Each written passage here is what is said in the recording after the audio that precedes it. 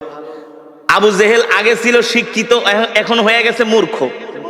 কারণ ছিলেন আবাল হেকাম, হেকমতের অধিকারী, জ্ঞানের বাবা, এখন হয়ে গেছেন মূর্খের বাবা আবু জেহেল।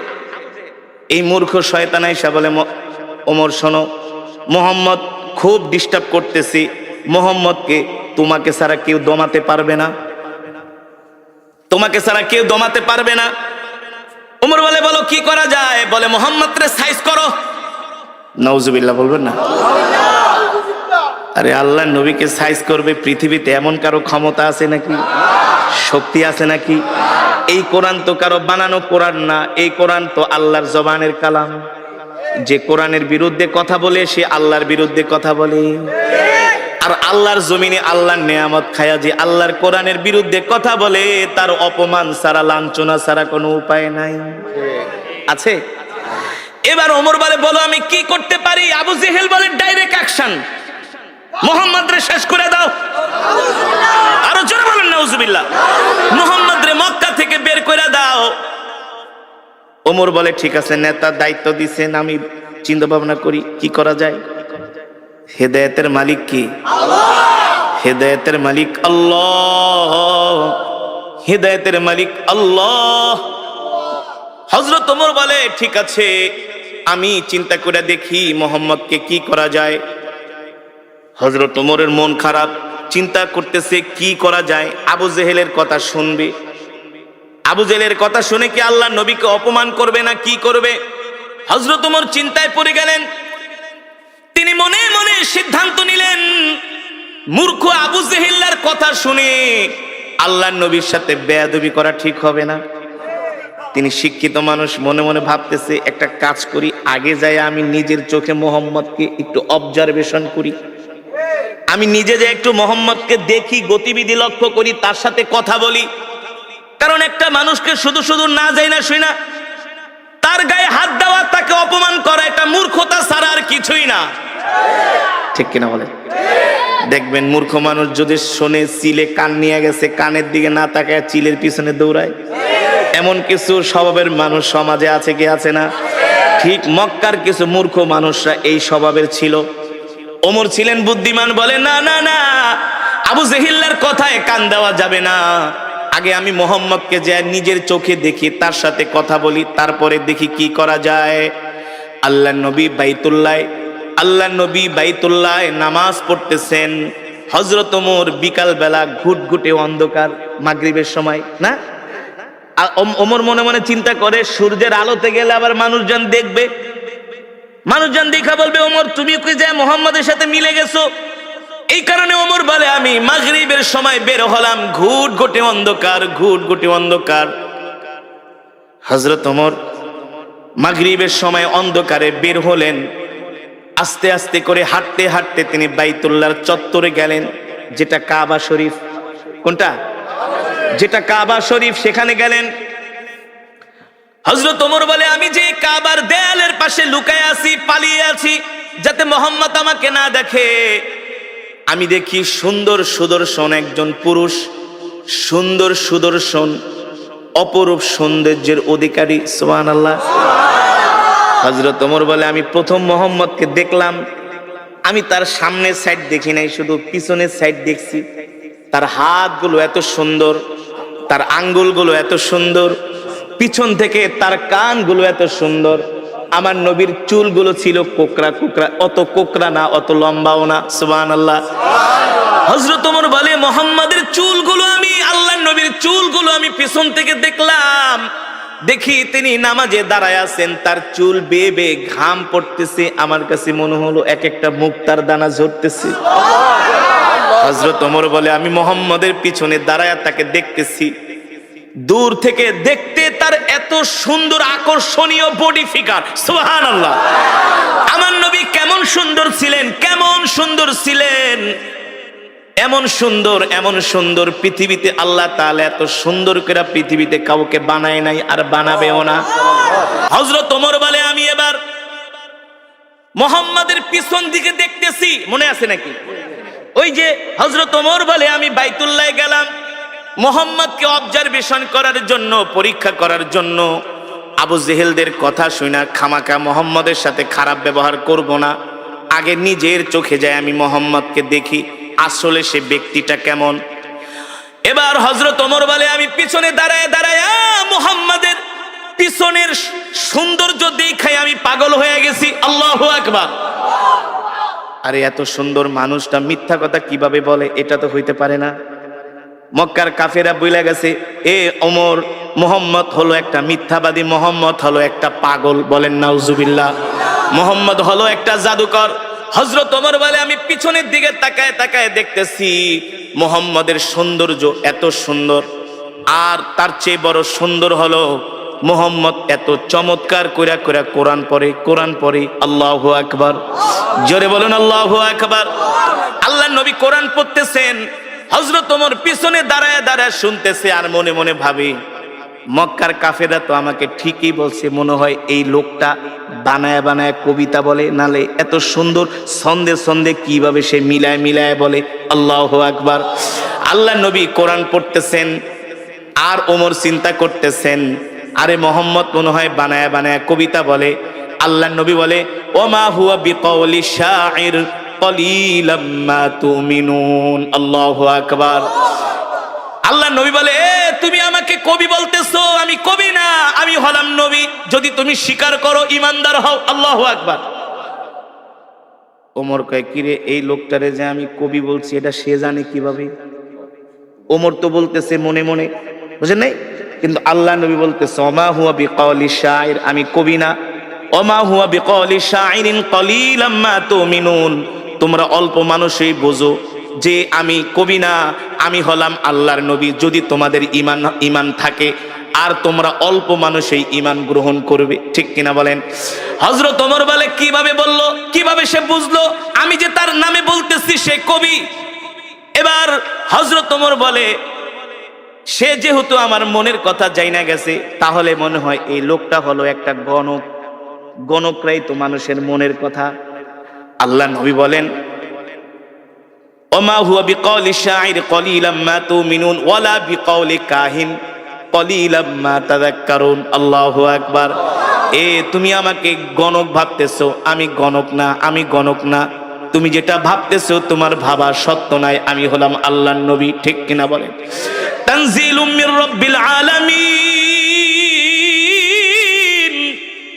আমি গণক না, আমি গণক না, আমি যেটা পড়তেছি সেটা হলো আমার রবের পক্ষ থেকে কোরআন। আল্লাহু আকবার। হযরত ওমর বলে এ লোকটাকে আমি গণক বললাম, সে বলে আমি গণক না, আমি যে তাকে গণক বললাম সেটা কিভাবে জানলো? আল্লাহু আকবার। আবার বলতেছে আমি যেটা তেলাওয়াত করতেছি এটা হলো আমার রবের পক্ষ থেকে আমাকে দেওয়া কোরআন। হযরত ওমর অবাক হয়ে গেল যে আমার মনের কথা এই লোক কিভাবে জানে। এখন রহস্য লাগছে কি লাগছে না? হযরত ওমর বলে এই রহস্যর উদ্ঘাটন আমাকে করতেই হবে, আর যদি রহস্যর উদ্ঘাটন করতে হয় তাহলে তো আল্লাহর নবীর সাথে কথা বলতে হবে। কথা না বলে তো আর রহস্যর উদ্ঘাটন করা যাবে না। হযরত ওমর দাঁড়ায় আছে। আল্লাহর নবী যখন নামাজ শেষ করলেন, আল্লাহর নবী তার হুজরার দিকে যাবেন, হযরত ওমর যায় তার পথ রোধ করলেন, বললেন ইয়া মুহাম্মদ কিফ, ও মুহাম্মদ দাঁড়ান, আপনার সাথে আমার কিছু কথা আছে। আল্লাহর নবী বলে ইমশি মাই, চলেন আমার সাথে, আমার বাড়িতে যেয়ে কথা বলবো। আল্লাহর নবী হযরত ওমরকে নিয়ে বাড়িতে চলে গেলেন। সুবহানাল্লাহ বলে। আল্লাহর নবী হযরত ওমরকে নিয়ে বাড়িতে চলে গেলেন। আল্লাহর নবীর সাথে হযরত ওমর যখন বাড়িতে গেলেন, হযরত ওমর বারবার আল্লাহর নবীর চেহারার দিকে তাকায়। সুবহানাল্লাহ। আর সে নিজে নিজে মাপতেছি, ভাবতেছি, চিন্তা করতেছি, আল্লাহর নবীকে বোঝার চেষ্টা করতেছে মক্কার সব কাফেরেরা যার বিরুদ্ধে, আমি আজকে তার সামনে। হ্যাঁ, মক্কার কাফেরেরা যার বিরুদ্ধে এত মিথ্যা প্রোপাগান্ডা ছড়িয়েছে, আমি তার সামনে। কিন্তু তার চেহারা দেখলে মনে হয় সে হলো পৃথিবীর সবচেয়ে ভালো মানুষ। তার সাথে কথা বললে মনে হয় তার মতো এত সুন্দর আখলাকওয়ালা, ব্যবহারওয়ালা মানুষ মক্কার জমিনে একজনও নাই। জোরে বলেন আল্লাহু আকবার। আরে জোরে বলুন আল্লাহু আকবার। হযরত ওমর বলে সেই দিনই আমি আল্লাহর নবীর জবানে কোরআন শুনে আমি ইসলামের প্রতি আমি দুর্বল হতে লাগলাম। দুর্বল হতে, এই যুবক ওমর তো তোমার চাইতে জ্ঞানী কম ছিল না। এ যুবক ওমর তো তোমার চাইতে কম বুঝতো না। এ যুবক ও মুসলমান, হযরত ওমরকে বলা হয় মেজাজে ওহী। আল্লাহ তাআলা যার কথা অনুযায়ী কোরআনের মধ্যে 21 জায়গায় আয়াত নাজিল করেছে। আল্লাহু আকবার। সেই ওমর আয়েশা এবার আল্লাহর নবীর কাছে আত্মসমর্পণ করতেছে। কি করতেছে? সেই ওমর আয়েশা বলে, গো আল্লাহর নবী, মক্কার কাফেরদের কথা শুনে অনেক ভুল করছি, আপনার সাথে অনেক শত্রুতা আমি করছি, দুশ্মনী করছি। আর না, আর না, আর না। মক্কার কাফেরেরা তো আমাকে আপনার কল্লা কাটার জন্য বলছে। আপনার কল্লা তো দূরের কথা, আমি ওমরের কল্লাটা আপনার কাছে জান্নাতের বিনিময়ে বিক্রি করে দিলাম। ওমর কালেমা পড়ে মুসলমান হয়ে গেলেন। যুবক, তুমি তো নামাজই পড়ো না, নিজেকে মুসলমান দাবি করো। আছে না সমাজের মধ্যে? মসজিদে মুসল্লি নাই, নামাজ পড়ে না, নিজেকে অনেক বড় মুসলমান দাবি করে। আর হযরত ওমর আল্লাহর নবীর হাতে হাত রেখে কালেমা পড়ে মুসলমান হয়ে গেলেন। হযরত ওমর মুসলমান হওয়ার পরে হযরত ওমর বলে, আল্লাহর নবী আমাকে অনুমতি দেন, আমি মক্কার সব গোত্রের মানুষের কাছে যে দ্বীনের দাওয়াত দিব। আল্লাহর নবী বলে, ওমর আস্তে আস্তে। হযরত ওমর বলে, আস্তে আস্তে কে? আপনি কি সত্য নবী না? জোরে বলেন সুবহানাল্লাহ। আমি অবশ্যই সত্য নবী। বলে, আপনি যদি সত্য নবী হয়ে থাকেন, আজ থেকে আমি ওমর ঘোষণা দিলাম, আমার জান, আমার মাল, আমার সম্পদ সব আমি আল্লাহর রাস্তায় দিয়ে দিলাম। আমি আপনার হয়ে গেলাম, আমি আপনার হয়ে গেলাম। ওগো নবী, আমি আপনার হয়ে গেলাম, আমার সব কিছু আল্লাহর রাস্তায় দিয়ে দিলাম। আপনি আমাকে অনুমতি দেন, আমি মক্কার সব কাফেরদের কাছে যায় দ্বীনের দাওয়াত দিব। হযরত ওমরের ঈমান চলে আসছে, পাওয়ার হয়ে গেছে, ঈমানের পাওয়ার। এখন আর আল্লাহ ছাড়া কাউকে ভয়। মুসলমানদের দ্বিতীয় খলিফা নাম কি? ওমর রাদিয়াল্লাহু। জোরে বলুন, নাম কি? ওমর কে? সারা পৃথিবীতে এখন যত রাষ্ট্রপ্রধান আছে, এই সব রাষ্ট্রপ্রধানদেরকে ওমর পকেটে নিয়ে ঘুরতে পারে। সারা পৃথিবীর রাষ্ট্রপ্রধানদের মাথায় যে ঘিলু আছে, এই ঘিলু ওমরের বাম আঙ্গুলের ভিতরে ছিল। সারা পৃথিবীতে যত আধুনিক রূপকার যা হয়েছে, রাস্তাঘাট, কালভার্ট, ব্রিজ, সারা পৃথিবীকে আজকে যেভাবে সাজানো হয়েছে, সব হযরত ওমরের পরিকল্পনা।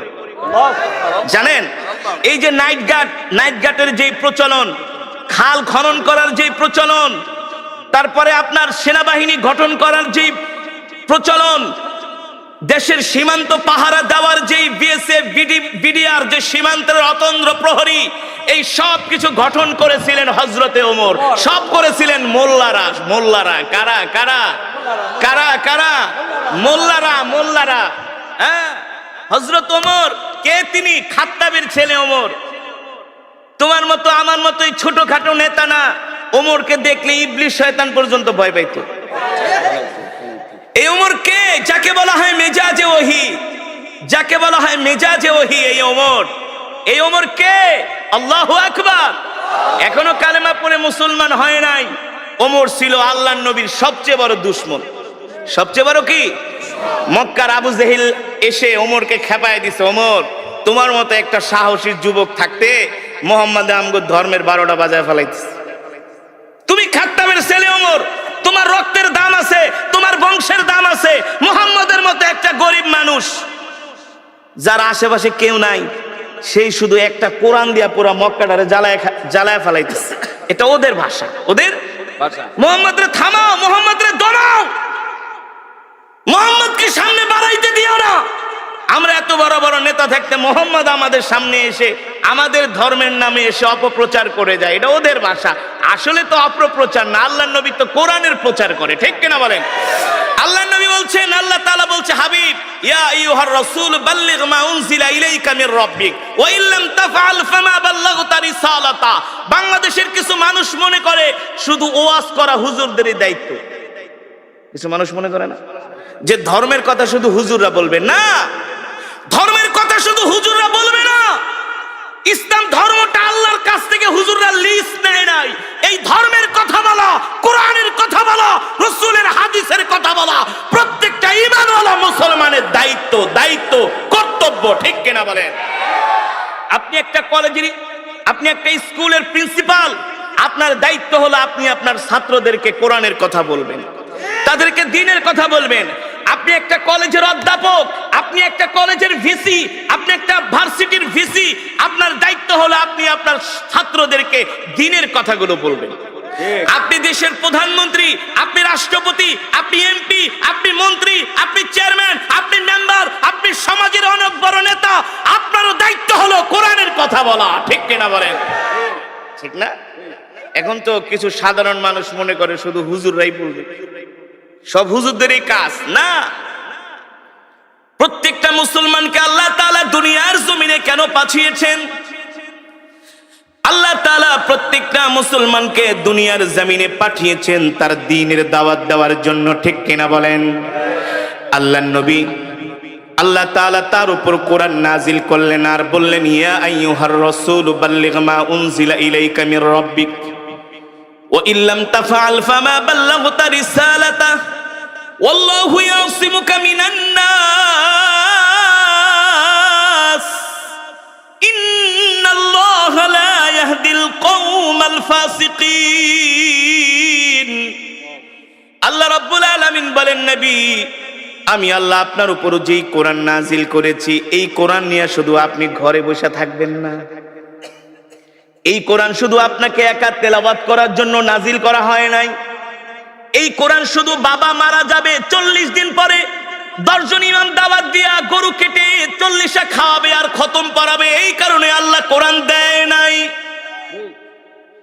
বছরে 1 মাস শুধু রমজান মাসে খতমে তারাবি পড়বেন আর হুজুরদেরকে দাওয়াত দিয়ে 1 খতম কোরআন পড়াইবেন। আল্লাহ শুধু এই কারণে কোরআন দেয় নাই। এই কোরআন এত সস্তা কোরআন না, এই কোরআন এত সস্তা জিনিস না।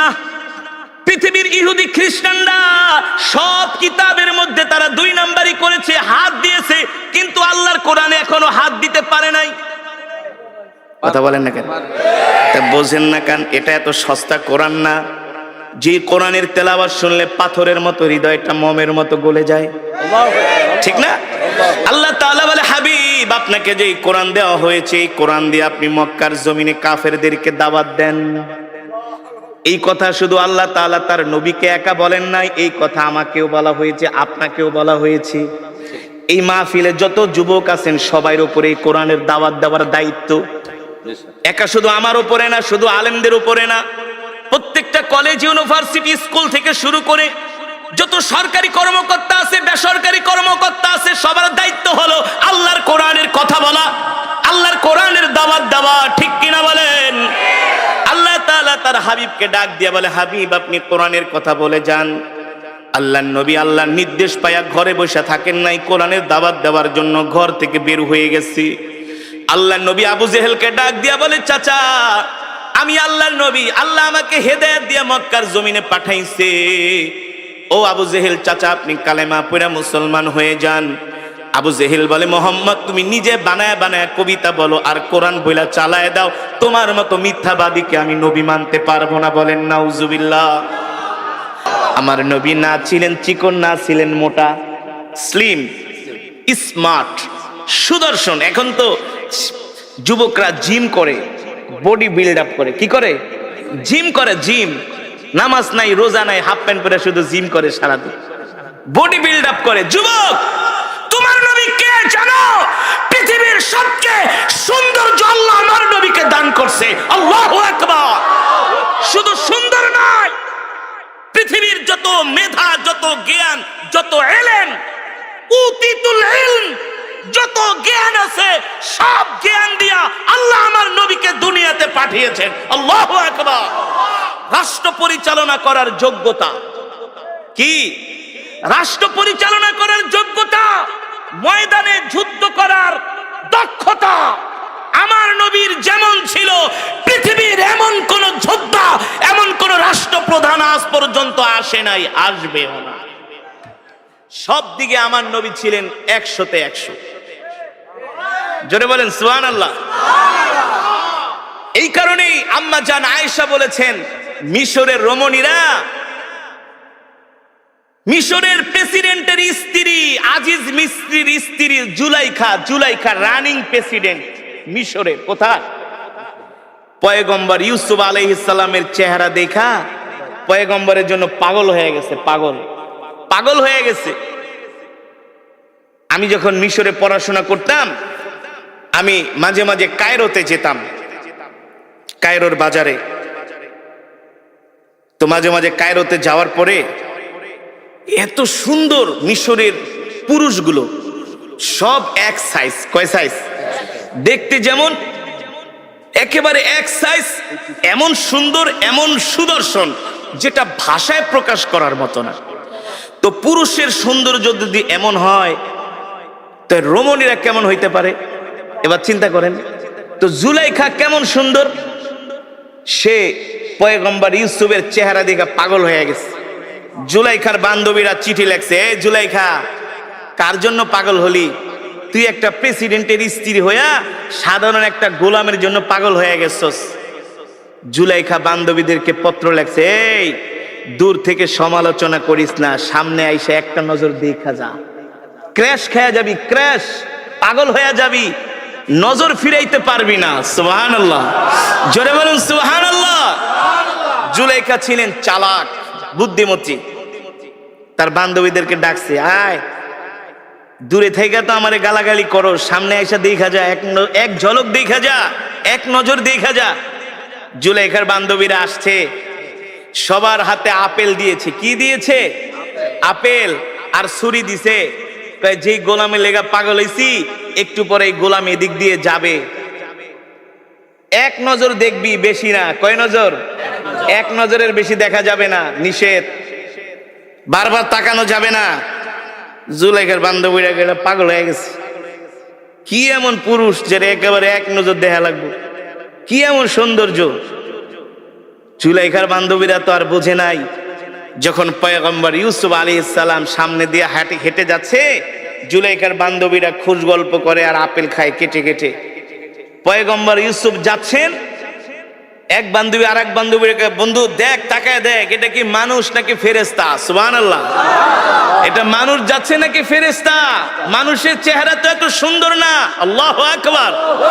জুলাইখার বান্ধবীরা আপেল খাইবে তো দূরের কথা, পয়গম্বর ইউসুফ আলাইহিস সালামের চেহারার দিকে তাকায়, আপেল কাটতে কাটতে একেবারে আঙ্গুল কেটে ফেলায় রক্ত বের করে ফেলাইছে। কিন্তু তার নজর চেহারার থেকে নজর ফিরাতে পারে না। জুলাইখা ছিলেন বুদ্ধিমতী, সেও কিছু তাকাই আছে এক নয়নে। জুলাইখা ডাক দিয়ে, কিরে আপেল খাবি না ওই গোলামডারে দেখবি? জুলাইখা সব বান্ধবীরা হাতের দিকে তাকায় দেখে আঙ্গুল কেটে ফেলাইছে, রক্ত পড়তেছে। জুলাইখাকে, ব্যাপার কি?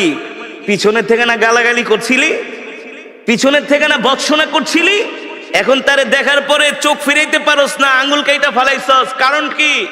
জুলাইখার বান্ধবী রে, মাপ চাই, ভুল করছি, সরি।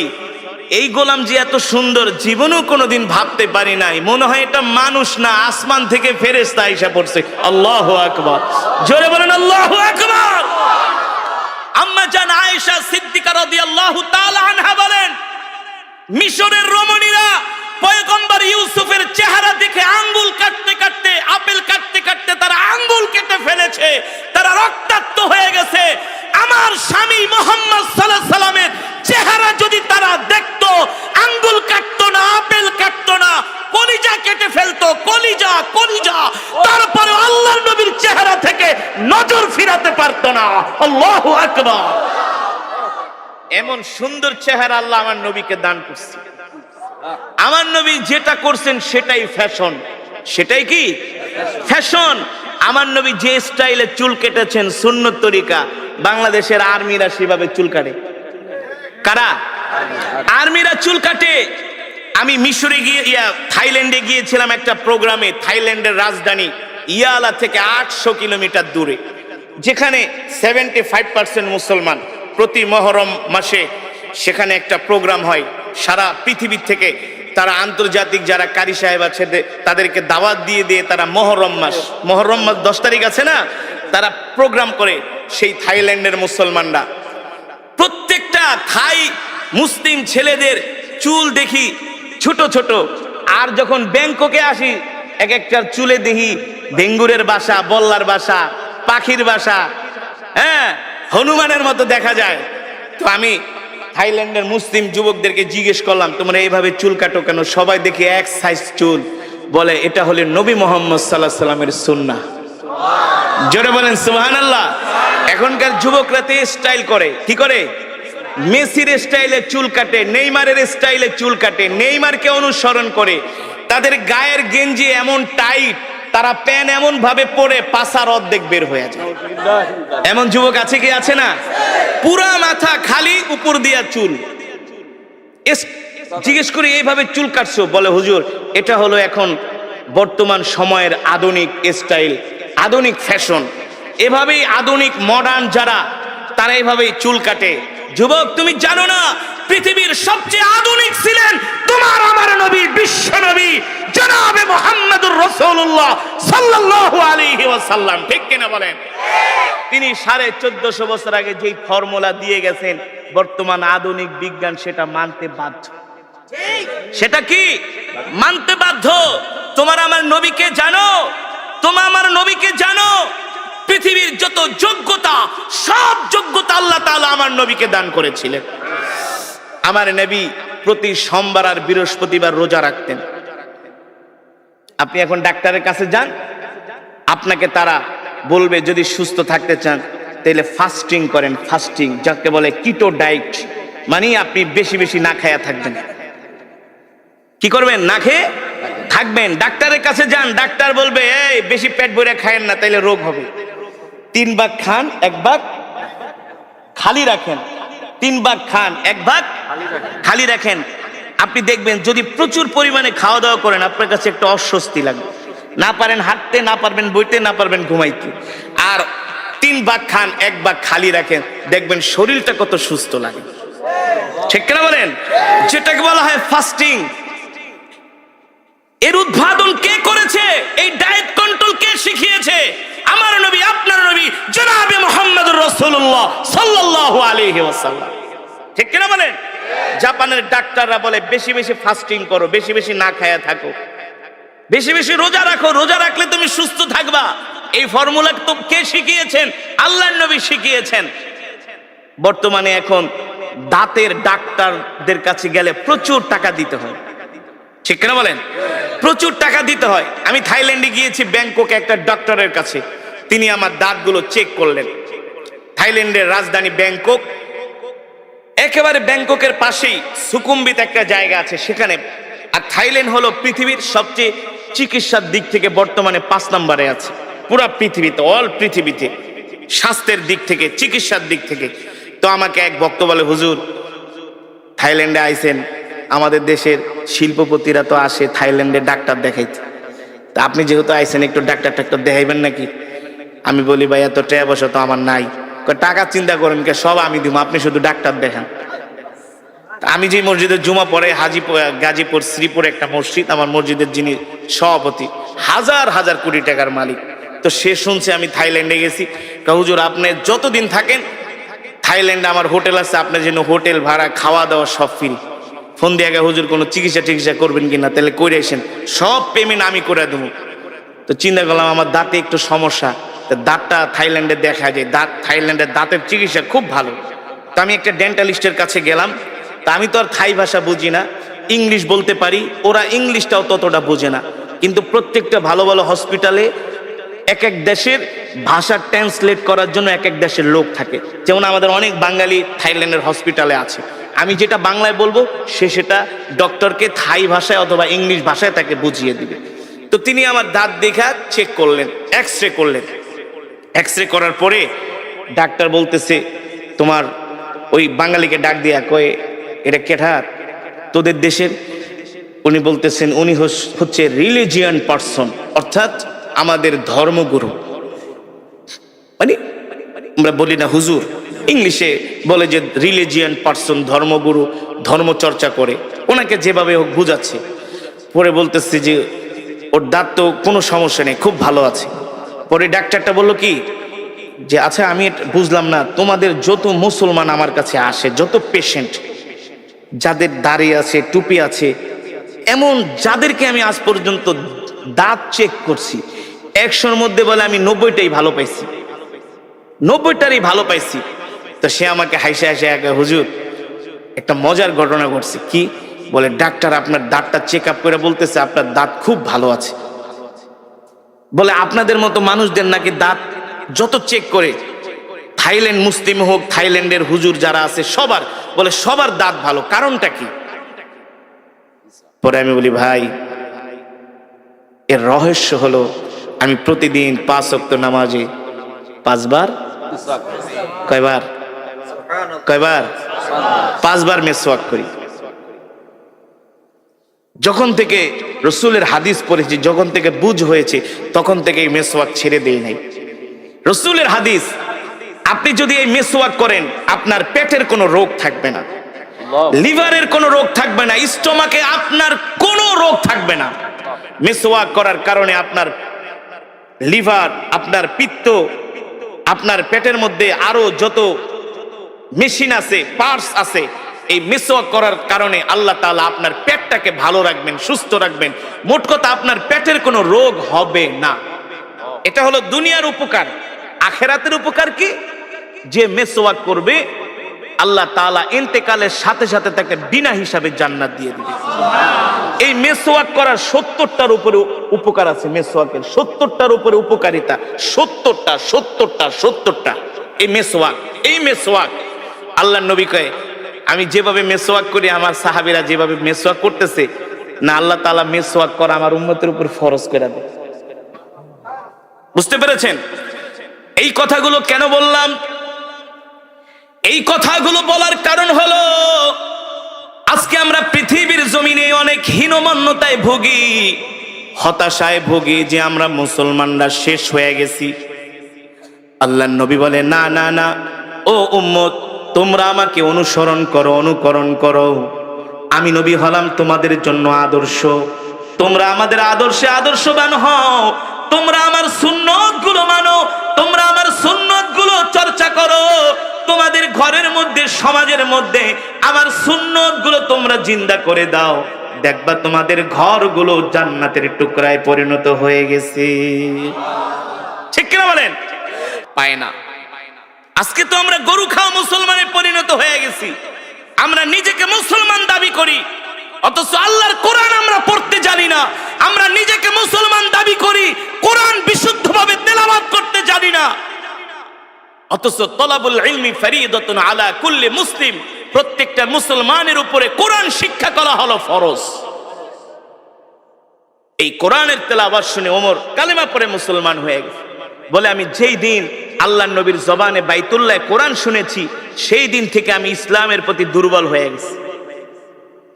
ইসলাম আমার হৃদয় জয় করেছে এই কোরআনের তেলাওয়াত শুনে। সেই কোরআনই তো আমি আপনাদের সামনে তেলাওয়াত করলাম। দুঃখের বিষয় আমাদের সমাজের মেজরিটি পার্সেন্ট মানুষ কোরআন পড়তে জানে না। 60-70 বছর হয়ে গেছে, 10টা সূরা মুখস্থ করতে পারে না। ঠিক কিনা বলুন? বিশুদ্ধভাবে পড়তে পারে না। অথচ আমরা নিজেকে অনেক বড় ইমানদার দাবি করি, অনেক বড় ইমানওয়ালা দাবি করি। নামাজ ভঙ্গের কারণ 19টি। কয়টি? তার মধ্যে একটা অন্যতম কারণ হলো নামাজে অশুদ্ধ পড়া। নামাজে অশুদ্ধ পড়া। আমরা আমাদের সন্তানরা কোরআন শিখছে কিনা সেই দিকে খবর নেই না। ইংরেজি শিক্ষক রাখি সন্তানের জন্য মাসে 5,000 টাকা বেতন দেয়া। কথা বলেন? ইংরেজি শিক্ষক রাখি 5,000 টাকা বেতন দিয়া, গণিতের শিক্ষক রাখি 6,000 টাকা বেতন দিয়া। ছেলেকে বাংলায় অনার্স করাই, ইংলিশে অনার্স করাই, মাস্টার্স করাই, ডক্টরেট করাই, পিএইচডি করাই। আর কোরআন শিখানোর জন্য মসজিদের মুয়াজ্জিনকে জায়গা, হুজুর আমার ছেলেরে পড়াইবেন? কয় পড়ামু। বেতন কত? কয় বেশি না, 500 দিতে পারুন। কত? তাও মাসে, বছরে 6 মাস বাকি। কথা কন? নিজেও কোরআন পড়তে পারে না, সন্তানকেও কোরআন শিখায় নাই। অথচ রাসূলের সাহাবীরা কেমন ছিলেন জানেন? তারা আল্লাহর নবীর কাছে আইসা কোরআন নিয়ে বসে থাকতেন। কোরআন এখনো সেই ধারাবাহিকতা চালু আছে। মসজিদে নববীর প্রতিটা পিলারে পিলারে কিন্তু কোরআনের মক্তব। পুরো মসজিদে নববীতে 1200-র উপরে মক্তব আছে। মক্তব এখন তো বাংলাদেশে মক্তব বন্ধই হয়ে গেছে। আগে ছোটবেলায় দেখতাম ফজরের পরে ইমাম সাহেব ঘোষণা করত, এই মক্তবের ছাত্র ছাত্রীরা তাড়াতাড়ি করে মক্তবে আস, ঠিক না? ইমাম সাহেবের কাছে যে আগে আমরা কায়দা পড়তাম, সিপারা পড়তাম, কোরআন শরীফ পড়তাম।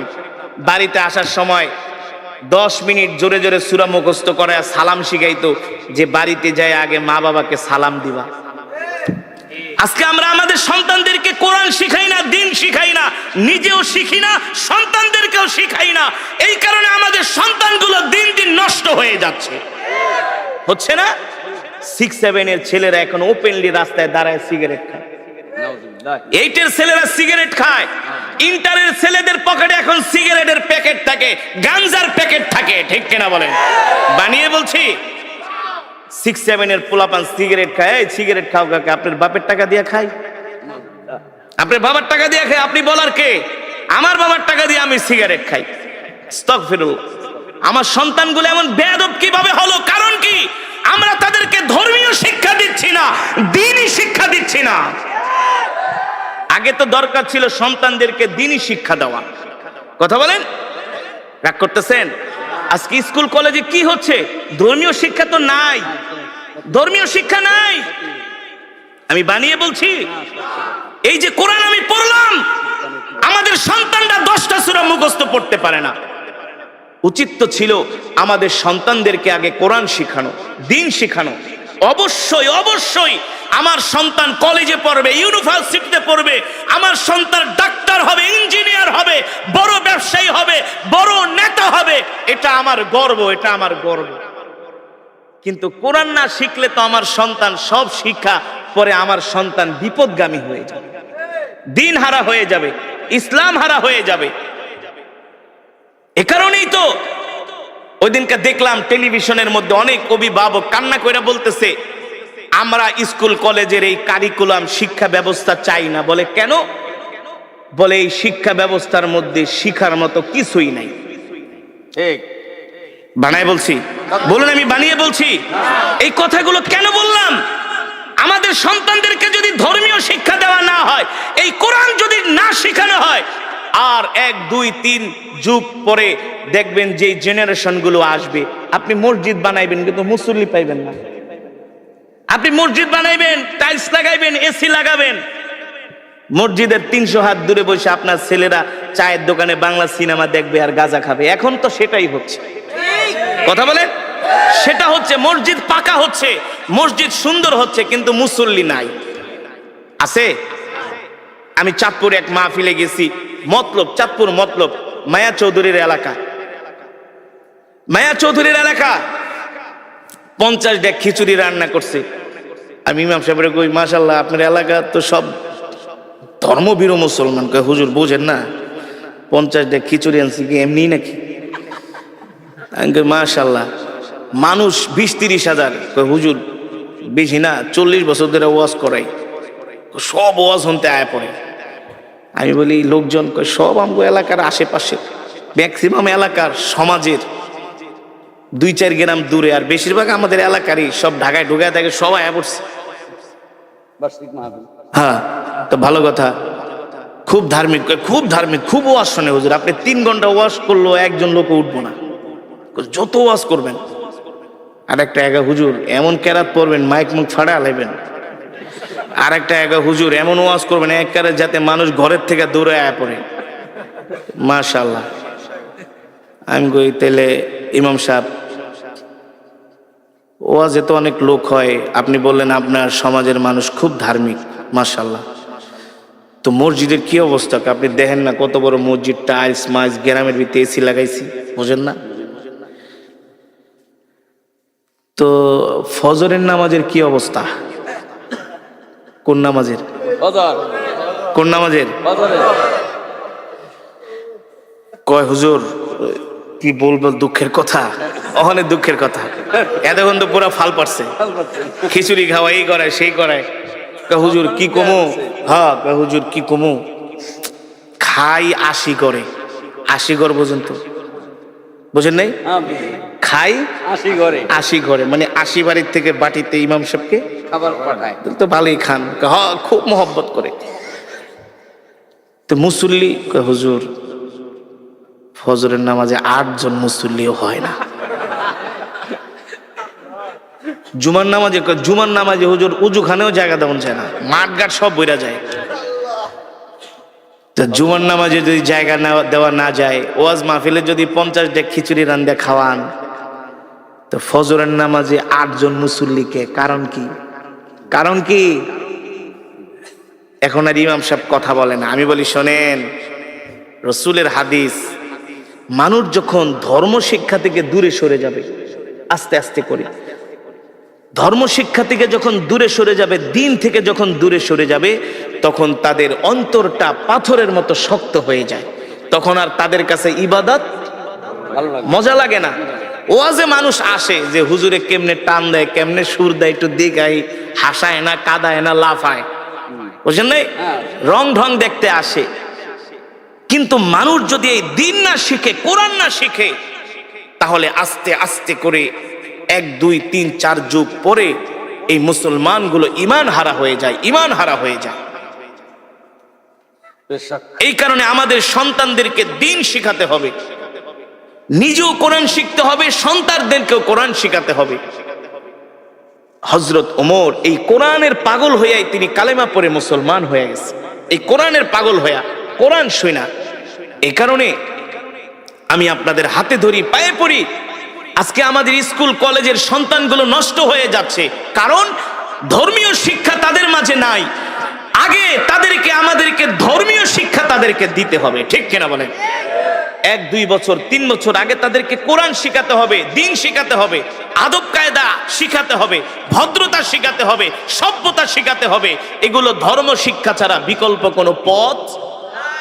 এ কারণে আপনারা রাগ করবেন না, আমাদের সন্তানদেরকে অবশ্যই আমরা স্কুল কলেজে পড়াবো, কিন্তু আগে আমরা ধর্মীয় শিক্ষাটা দিব, ঠিক কিনা বলেন?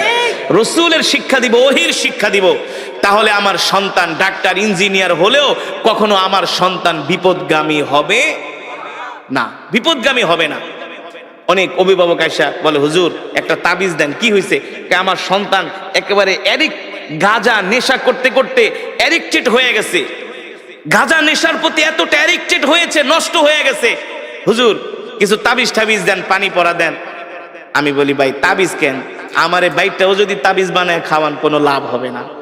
আগে দরকার ছিল আপনার সন্তানকে ধর্মীয় শিক্ষা দেওয়া, কোরআন শিক্ষা দেওয়া, ঠিক কিনা বলেন? এ কারণে আমি যে কোরআনের তেলাওয়াত করলাম, কোরআন থেকে বয়ান করলাম, এর মূল মেসেজ কি? আমরা নিজেরাও কোরআন শিখবো, সন্তানদেরকেও কোরআন শিখাবো। রাজি আছেন ইনশাআল্লাহ? ইনশাআল্লাহ? আমরা কে কে নিজেরাও কোরআন শিখবো, সন্তানদের কোরআন শিখাবো? হাত উঠে আল্লাহকে দেখান। লিল্লাহে তাকবীর, লিল্লাহে তাকবীর। আল্লাহ কবুল করুন, বলি আমিন। হাত নামান দিয়ে বলতে হবে, আমাদের হায়াতের মালিক কে? আমাদের রিজিকের মালিক কে? মুসলমান আমরা কার গোলাম? এক আল্লাহর গোলাম, ঠিক কিনা বলেন? মুসলমান এই আসমান কার? জমিন কার? কোরআনে আছে কি আছে না? আল্লাহ তাআলা বলছেন, আলা লাহুল খালক ওয়াল আমর তাবারাকাল্লাহু রাব্বুল আলামিন। আমার নবী যখন মক্কার জমিনে এই কোরআনের দাওয়াত দিতেন, এই কোরআনের তেলাওয়াত করতেন, এই কোরআনের কথা বলতেন, আবু জেহেল, আবু লাহাব, উতবা, শাইবা, ওয়ালিদ ইবনে মুগিরারা আল্লাহর নবীর কোরআনের তেলাওয়াতের বিরুদ্ধে তারা দাঁড়িয়েছিল। তারা কোরআনের তেলাওয়াতকে পছন্দ করত না। মক্কার মানুষ যাতে কোরআন শুনতে না পারে, তারা সব রকমের বাধার প্রাচীর হয়ে দাঁড়িয়েছিল। আল্লাহ তাআলা নবীকে ডাক দিয়া বলে, হাবিব আপনি মক্কার কাফেরদেরকে বলে দেন, আলা লাহুল খালক ওয়াল আমর তাবারাকাল্লাহু রাব্বুল আলামিন। এ মক্কার কাফেরেরা, আমি যেই কোরআন পড়ছি, এই কোরআন আমি মুহাম্মদ বানায়া বানায়া বলি না, এই কোরআন হলো আল্লাহর জবানের কালাম। ঠিক কিনা বলেন? এই কোরআন কোন কবির কাব্য নয়, এই কোরআন কোন পৃথিবীর মানুষের বানানো কোন কাব্য নয়, এই কোরআন হলো আল্লাহর জবানের কালাম। মক্কার কাফেরেরা তোমরা যতই বিরোধিতা করো না কেন, আমি আল্লাহর নবী মুহাম্মদ বলছি, আলা লাহুল খালকু ওয়াল আমর, আসমান যার আইন চলবে তার। ঠিক কিনা বলেন? জমিন যার বিধান তার, বিধান চলবে তার।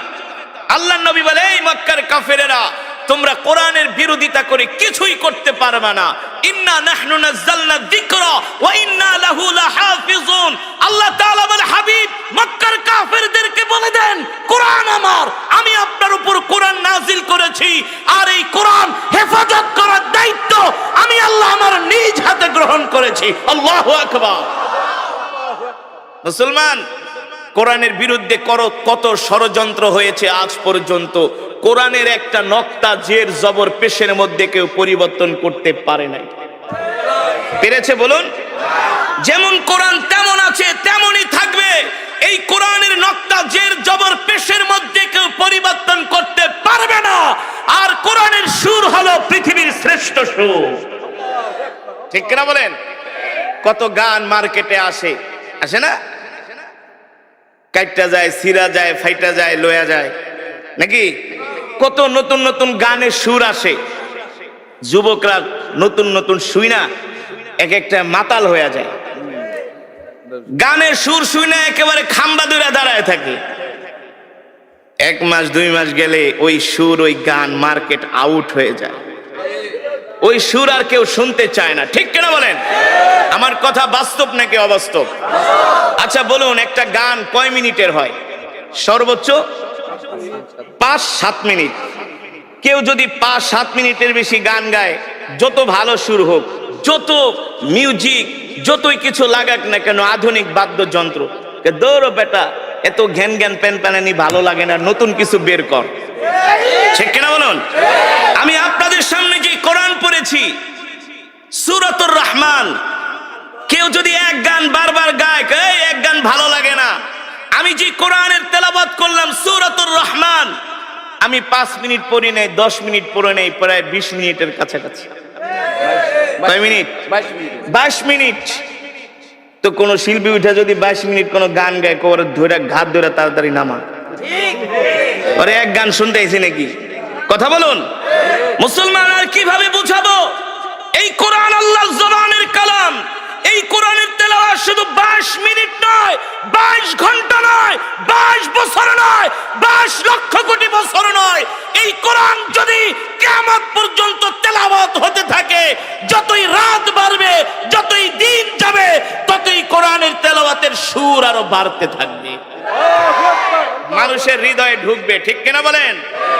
আরে যুবক, আজকে তো তোমাদেরকে কোরআনের মজমায় পাওয়া যায় না, তোমাদের তো কোরআনের মাহফিলে পাওয়া যায় না, তোমাদের তো মসজিদে পাওয়া যায় না, তোমাদের তো জিকিরের মজমায় পাওয়া যায় না, তোমাদেরকে পাওয়া যায় আইপিএল বিপিএল খেলার টেলিভিশনের সামনে। রাত 3টা বাজে উঠে তোমরা আর্জেন্টিনা ব্রাজিলের খেলা দেখো, মেসি রোনাল্ডোর ভক্ত। ঠিক কিনা বলেন?